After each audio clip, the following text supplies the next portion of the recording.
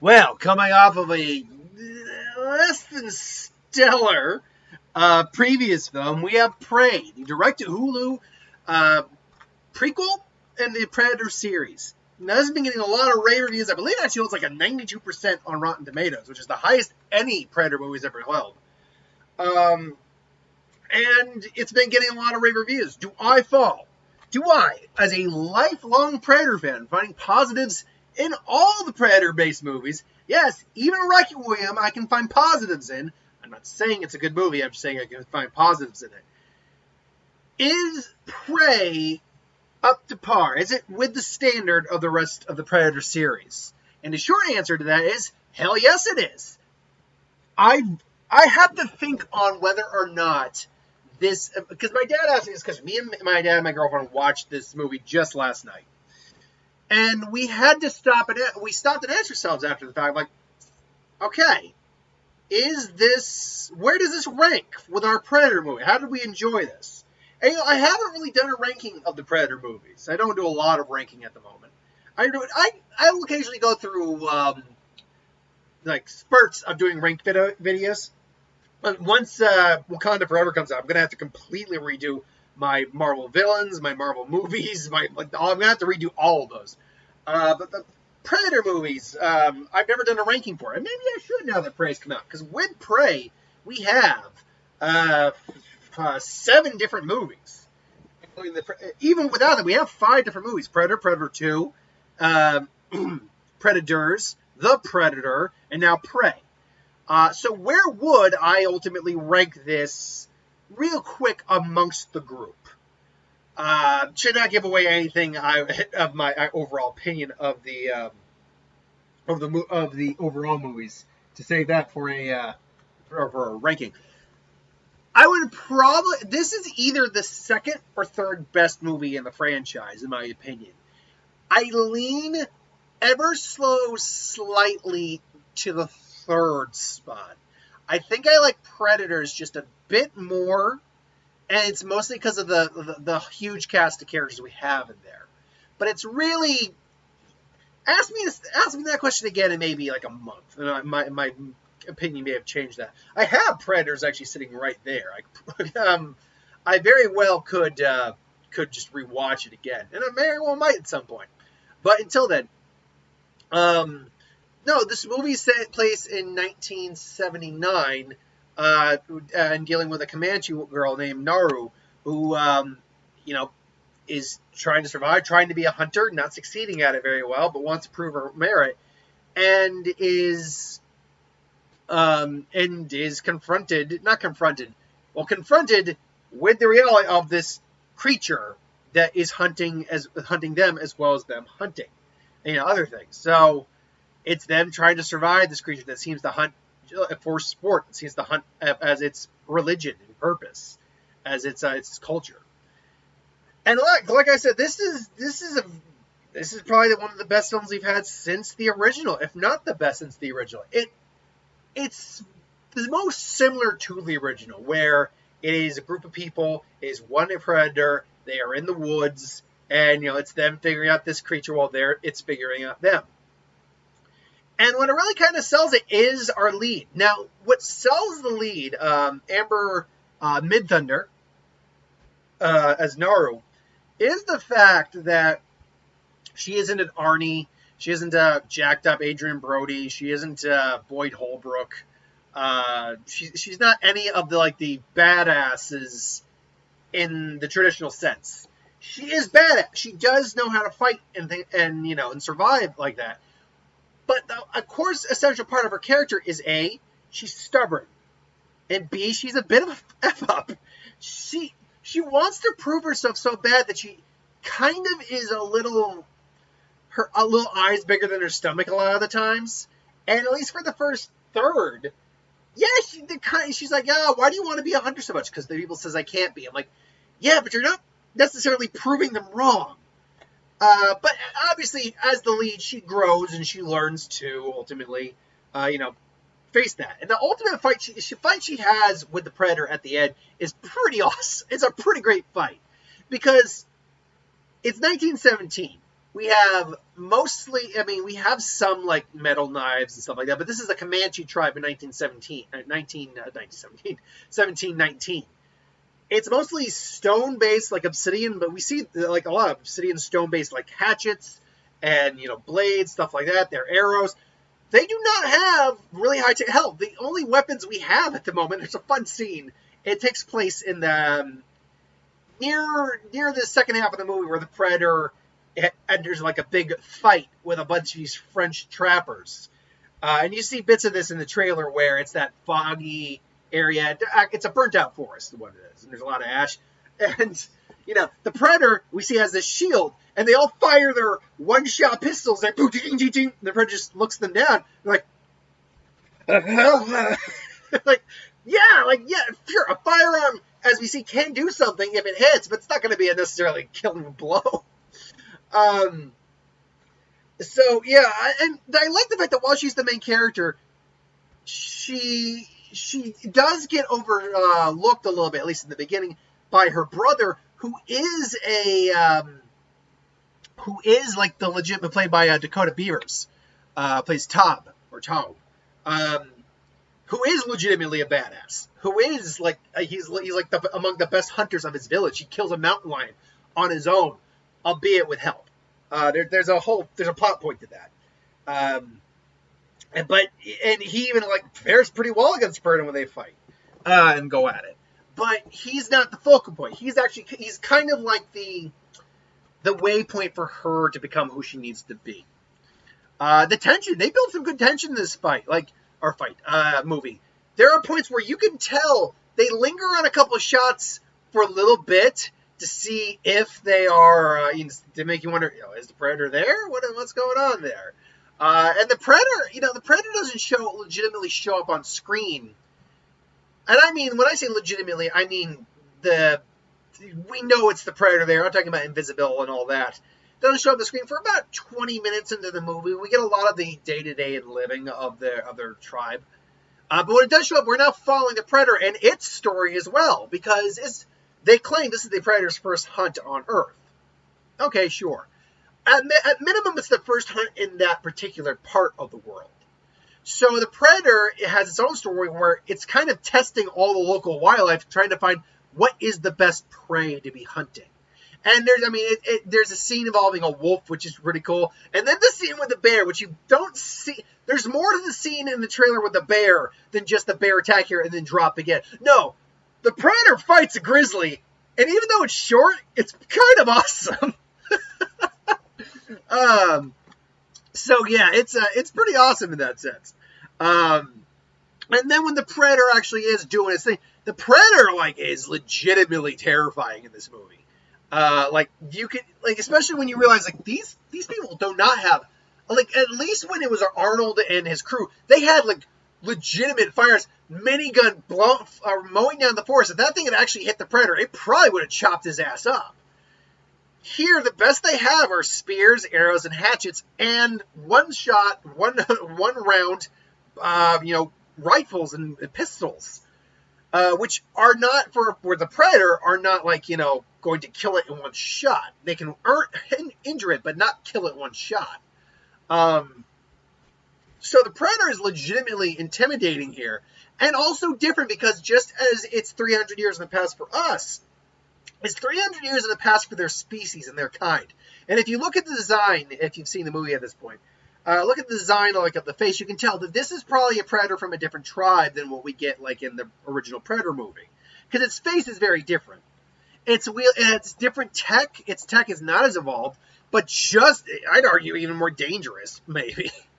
There's a cool thing where it does not have a plasma caster cannon, but it has something else that evolves with its tracker that is really kind of effed up.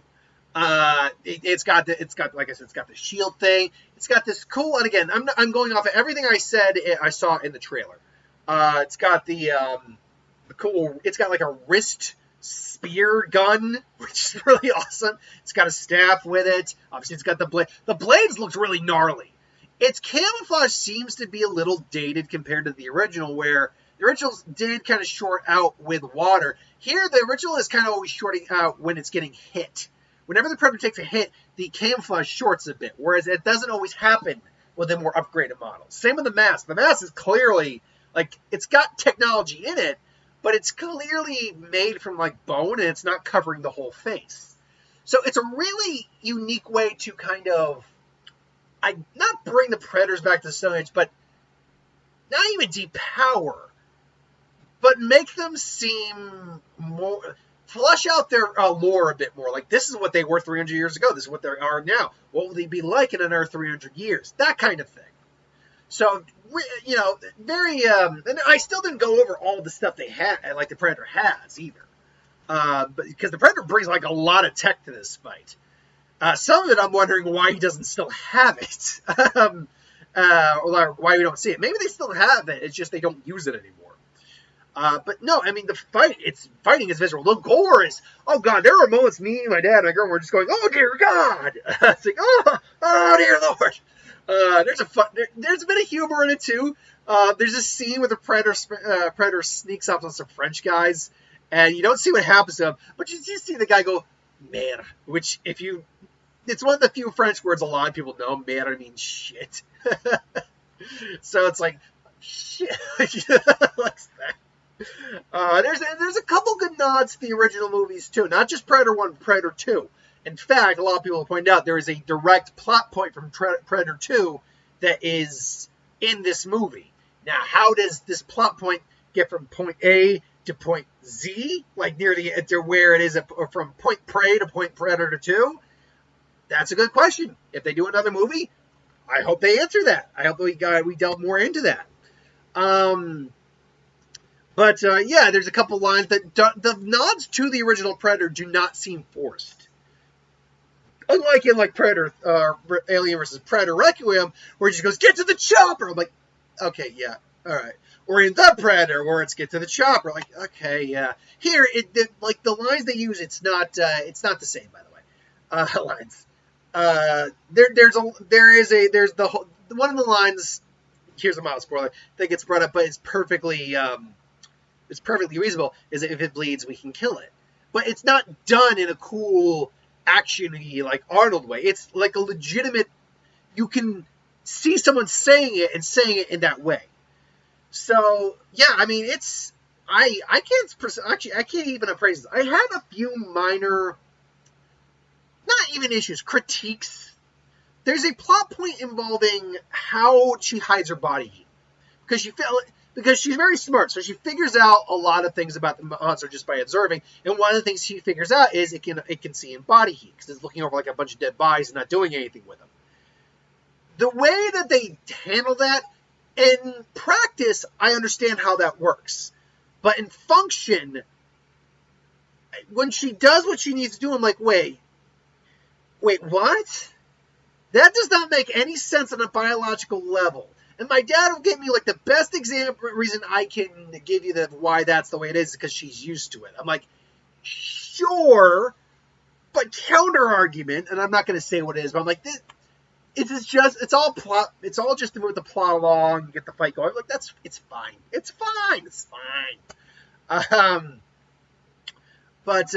that was one minor thing. Oh, by the way, as the meme has been saying, best side character ever is the dog. Dog's the best side character of the year. Oh, I love that dog. The dog was so adorable. And this I will spoil. The dog man lives. We were all so happy. Like, yay, the dog lives. That dog was so sweet. I want that dog. But I'm trying to think if there was anything else. That kind of stuff. Again, like I said, the stubbornness and kind of not accepting reality, I get it. That's her story arc. But it does wear a little bit when she keeps constantly either effing up or just not doing things to the full realm of what we apparently know she's capable of doing. And she's like, no. She's just saying no constantly. It's like, I'm going to do what I want to do. And someone and her mom, aunt figure correctly like, kind of calls her out. It's like, it's not about proving yourself. Hunting's about survival.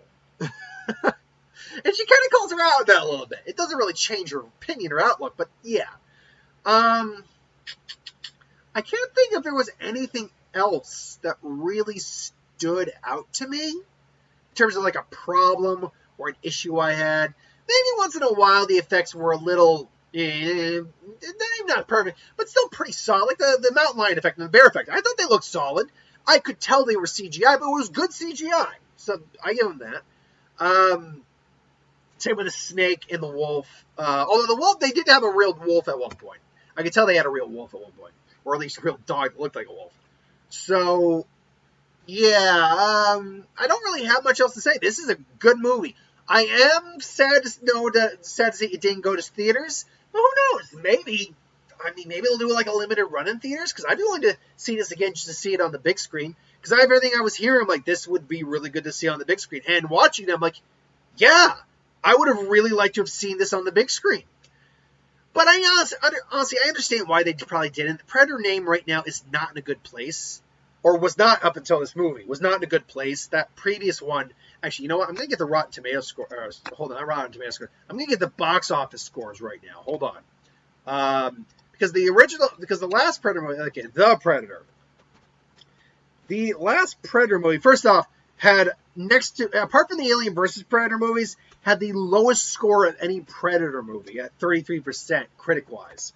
The Predator, 2018, God, it's only been 4 years, made $160 million against an $88 million budget. Even if you lowballed that marketing budget to $30 million, and I'm willing to bet it was at least that, probably more.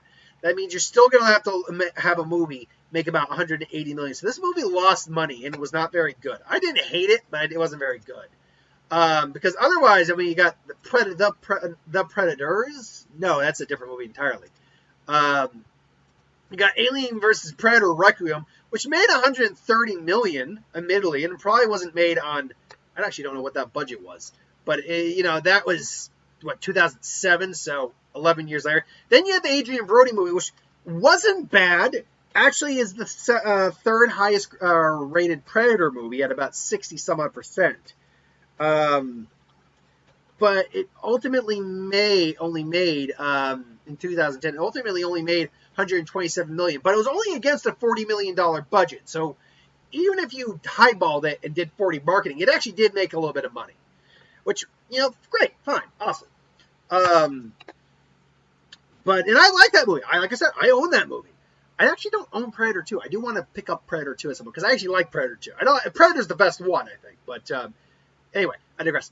So yeah, the Predator franchise has been in a bad state in the last couple years. Predators was okay. That didn't really hurt anything. If anything, it helped improve it past Alien vs. Predator Requiem. So I mean, if Alien vs. Predator Requiem put it like down in the shit, this kind of put it back at the halfway point. And then Predators kind of went like, yeah, not completely dead, but not loved.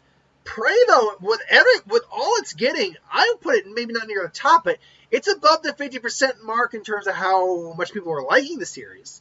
So my guess would be, if they're going to do a movie, which you could easily make a franchise out of doing the Prey series, maybe not call it Prey, but doing the Prey series, different eras of Predators. I heard a great pitch for the samurai. Get Hirokazu Sanada. The guy from Bullet Train. He played Scorpion. You know who I'm talking about. Get him. Do a samurai film. Him like a Ronin. Him fighting the Predator. Holy crap! I am in. That would be awesome. Awesome. Samurai again. Like my favorite scene in the Predators movie is when the Yakuza guy with the katana goes against the Predator. That was awesome. That's my favorite scene in that movie. So who knows? I think this bodes well for the future. It doesn't bode bad, that's for certain. Whether or not we get it in the big screen, fingers crossed. But anyway, that's my thoughts on the movie and hopefully its future, the future for the franchise. Till then, thanks for watching. I hope you enjoyed. Like, comment, share, subscribe, and I'll see you folks for the next one later.